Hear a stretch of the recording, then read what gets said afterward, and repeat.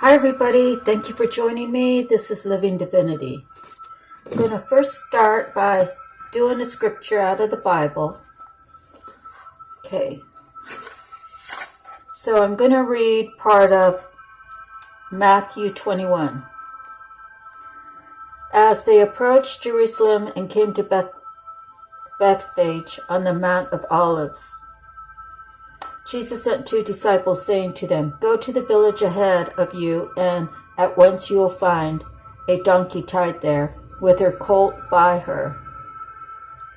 Untie them and bring them to me. If anyone says anything to you, tell them that the Lord needs them, and he will send them right away." This took place to fulfill what was spoken through the prophet.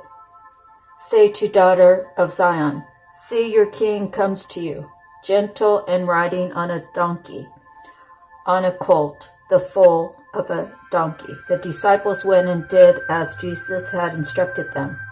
They brought the donkey and the colt and placed their cloaks on them. And Jesus sat on them. A very large crowd spread their cloaks on the road, while others cut branches from the trees and spread them on the road. The crowds that went ahead of him and those that followed shouted, "Hosanna to the Son of David. Blessed is he who comes in the name of the Lord. Hosanna is the highest." When Jesus entered Jerusalem, the whole city was stirred and asked, "Who is this?" The crowds answered, "This is Jesus, the prophet from Nazareth of Galilee." So it's written on the top of Matthew 21, the triumphal entry. So you see Jesus when he was here, and he began traveling around that area, the area of Jerusalem and so forth. They began to see who he was, and all he had to do was request, and things were given to him. It's because he carried the power of God within him. He carried the essence, the aura. He was well-spoken. He was an intelligent man. He was a loving man, a forgiving man, a praying man. So these are the things I believe we're supposed to do in this lifetime, is walk as if we were Jesus, in honor of everything that he stood for before he took the cross, and including taking the cross. It's step by step. It's learning who we are within and how we are connected to Source, God Almighty, Master of the Universe, the Most High, Spirit, Creator. So let me get through the reading. The cards that I pulled out of my handwritten ones was synchronicities. Pay attention and you'll see them. On the back of it, it says, "Enjoy your life." The next one says, "Step up to the plate, see how far it'll take you." And the back side says, "Choosing wrong will have a negative impact in your life. Learn to pray about it. God will direct you." And the last card is, "Watch out for energy drainers." And the back side of that is, "Encourage others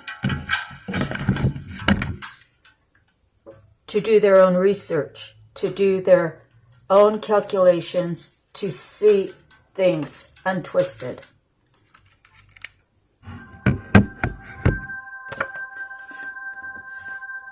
So there's a few lessons in there, and maybe what I wrote down and what I read to you today, that you find significance in your life and can use it. So I'll get into the reading, and from the animal messages, I pulled the seal.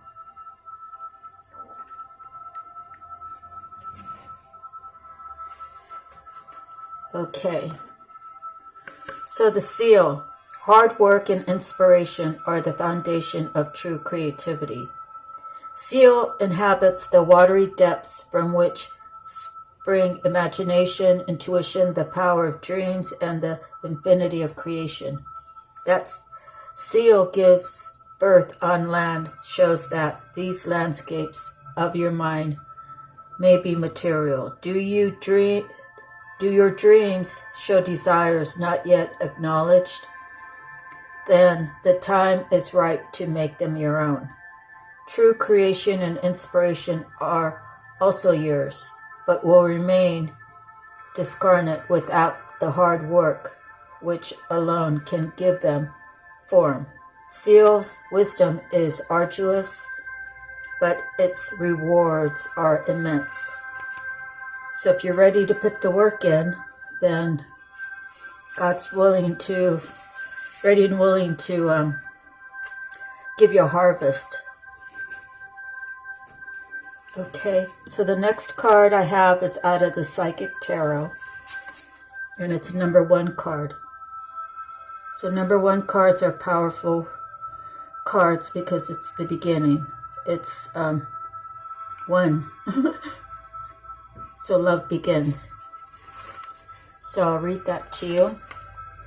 Your cup is about to overflow with joy, happiness, and positive feelings.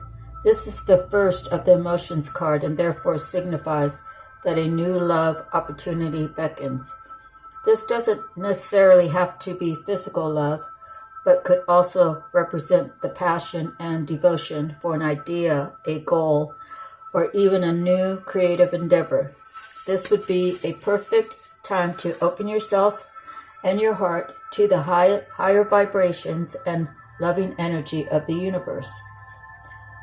When past issues are resolved, when forgiveness for others as well as yourself has been attained, and when your heart is truly open and ready to receive, then new roads leading you toward love will be revealed. That's really beautiful. I like that. Okay, so the next one is your soul purpose. And this time I pulled the Rider.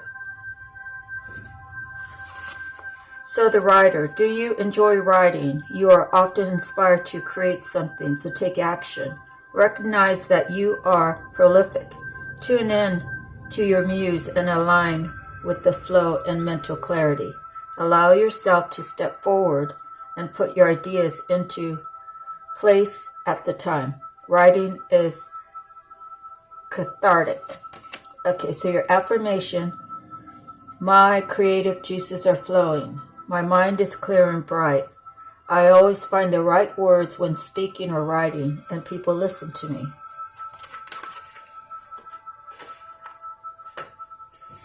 And then the next one is out of Messages from the Mermaids. And I pulled Contentment. I love how these are illustrated. Okay, so let me read this to you. Count your blessings to stay in a place of contentment. Feeling content is a wonderful feeling. Enjoy this time, dear friend. You've earned it. This serene mermaid is totally at ease as she sits on a bridge with the light from the lighthouse shining in her direction, illuminating her blessings and helping her to feel deep gratitude for her life situation. The bridge gives her the perfect vantage point from which she can view her surroundings clearly. The sea is calm and is a reflection of her life right now. Contentment is a feeling many people strive for, being in a state of deep satisfaction with everything. How wonderful is that? If this is how you're feeling at this time in your life, then enjoy this well-deserved accomplishment. Continue to be grateful and appreciate this beautiful experience. If you feel anything but content, then this mermaid swims into your cards today to remind you that contentment is possible. Just a slight change of mind, a different perspective can shine new light on your life so that contentment can be easily within your reach. Contentment isn't a permanent place of being, but it's certainly a welcome resting point in your journey. So enjoy it when it comes and help to make it last by counting your blessings and showing gratitude for the good things in your life. Experiencing love can bring about great feelings of contentment, and unconditionally loving yourself can also produce similar feelings. Falling in love with life itself can give one of the deepest feelings of contentment combined with gratitude. Wow. Okay, so next, out of Divine Feathers, I pulled the Pelican. So the pelican says the pelican is a water bird with an unmistakable pouch and bill. The bird is quite light and buoyant in spite of its size and is a symbol of lightness on the water. This imagery calls our attention to our own ability to rise above the heaviness of life. The water is a symbol of emotions, and pelican teaches us not to become overwhelmed by them. Most importantly, pelican dives deep into the watery world of emotion and rises back up, urging us to do the same. The action of moving through the emotional world calls for selflessness and forgiveness. The weight of grudges, resentment, and guilt can pull us down below the surface. The Pelican Messenger is here to share the power of forgiveness. Now is the time to take a look around your life and see what and who needs forgiveness and release. By attaching ourselves to old pain, judgment, and resentments, we cannot move forward. Forgiveness does not mean giving approval to others' behavior or actions. The power of forgiveness is simply a gift to ourselves that allow us to let go of the past and feel lighter in the present. To forgive others can sometimes be easier than forgiving ourselves, so show yourself the grace of forgiveness. Let go of the weight of old guilt, forgive, and rise above the surface of your life. The energies is forgiveness, selflessness, emotions. The season is spring, summer, and fall. The element is water and air. The color is brown and white. And your affirmation: I forgive everything and everyone, especially myself. Wow. Just saying it is it's very releasing of things that might be boggled up inside me. Okay, so now we got the tarot. The bottom of the stack has the King of Cups. And the first card I pulled is the Four of Coins. The second card I pulled was the Judgment, and you can see it's a 20. It's XX. And the third one I pulled is the Four of Swords. So, and the numbers are kind of amazing because you got a 20, which is 2 10s, and then you got 2 4s. So, with that being in the middle, it's almost like a mirror. If you split the Judgment in 2, that'd be 10, so it'd be 14 on one side and 14 on the other. Or it could be related to someone's birthday, April 14th, April 18th, April 28th. I'm not sure. But let me read to you what each one of them are reflecting. So the Four of Coins has to do with inheritance, gift, win, grant, or benefit, status through wealth, financial protection and security, insurance. And if it's upside down, it would be fear of destitution and loss, meanness, the comfort zone trap, hoarding. And then Judgment, rebirth, renewal, awakening of the dead, rejuvenation, result, judgment. sentence, resurrection, call to new life, often from the ashes of the old, rehabilitation, creation, promotion. And then the Four of Swords, mental security, retreat, rest, peace, good organization of ideas, practical spirit. Okay, and it also notes limitations of rational thought and scientific rigidity. So when I look at all of these, I say the King of Cups, which could be male or female. It's just the energy of the card. I say a guy because it's the King of Cups, but it could be a woman. So I see him with a tear.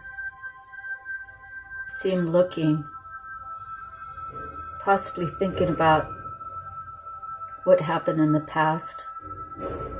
He's holding a cup of wine or cup of love, and he's really trying to meditate. Maybe he's meditating on his future. Maybe things are happening right now that he's feeling unsettled about. Okay. The Four of Coins again has to do with inheritance. So is it possible that he had inheritance that he wasn't doing right? Maybe he was told to do something else with it. And he's like, I'm not going to listen to what God's telling me. I'm going to do what I want to do.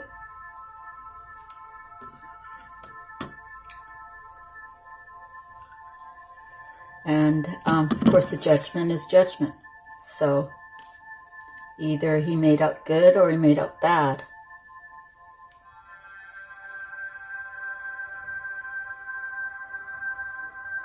And in this card, there's 3 people.